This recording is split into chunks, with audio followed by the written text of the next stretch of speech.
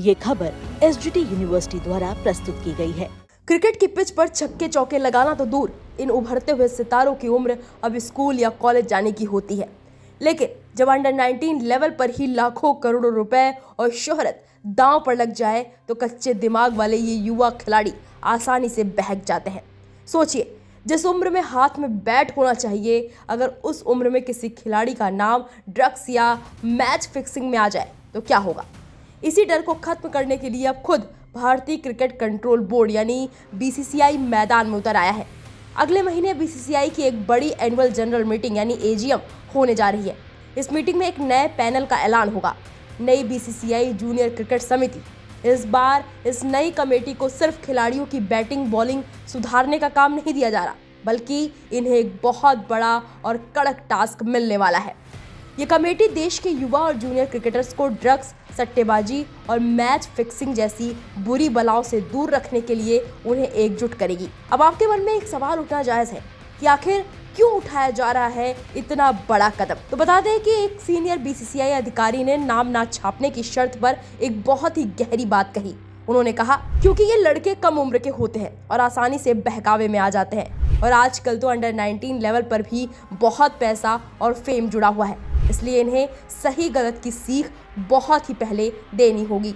अब जरा जान लेते हैं कि इस नई कमेटी में कौन आने वाला है और पुरानी वाली का क्या हुआ। सितंबर 2021 में जिन दिग्गजों ने ये कमान संभाली थी, यानी एस शरत साउथ जोन के chairman, Krishna Mohan north zone, Rana Dev Bose east zone, Pathik Patel west zone और हरविंदर सिंह सोढ़ी सेंट्रल जोन, उनका 5 साल का कार्यकाल अब पूरा हो चुका है। अब बीसीसीआई ने इन 5 खाली पदों के लिए नए आवेदन मंगाए हैं। अप्लाई करने की आखिरी तारीख 5 सितंबर है, लेकिन हर कोई इसमें फॉर्म नहीं भर सकता। बीसीसीआई ने इसके लिए कुछ सख्त शर्तें रखी हैं। आवेदन करने वाले के पास कम से कम 25 फर्स्ट क्लास मैच खेलने का अनुभव होना चाहिए, और सबसे जरूरी बात, उसने कम से कम 5 साल पहले क्रिकेट से संन्यास ले लिया हो। यानी तजुर्बेकार और सीनियर खिलाड़ी ही इन युवा लड़कों को सही रास्ता दिखाएंगे। प्लान ये है कि ये नई जूनियर कमेटी सिर्फ कागजों पर काम नहीं करेगी, ये सीनियर और पूर्व खिलाड़ियों के साथ मिलकर युवा खिलाड़ियों की वर्कशॉप और बातचीत के सेशन रखेगी। उन्हें समझाया जाएगा कि कैसे चंद पैसों या गलत संगत के चक्कर में उनका पूरा करियर और जिंदगी बर्बाद हो सकती है, सट्टेबाजों के जाल से कैसे बचना है, और मैदान पर या मैदान के बाहर किसी भी संदिग्ध गतिविधि की भनक लगते ही तुरंत कैसे एक्शन लेना है। ये सब इन युवा खिलाड़ियों को सिखाया जाएगा। क्रिकेट सिर्फ एक खेल नहीं है, भारत में ये एक धर्म है, और इस धर्म को दागदार होने से बचाने की जिम्मेदारी अब इन नए कंधों पर होगी।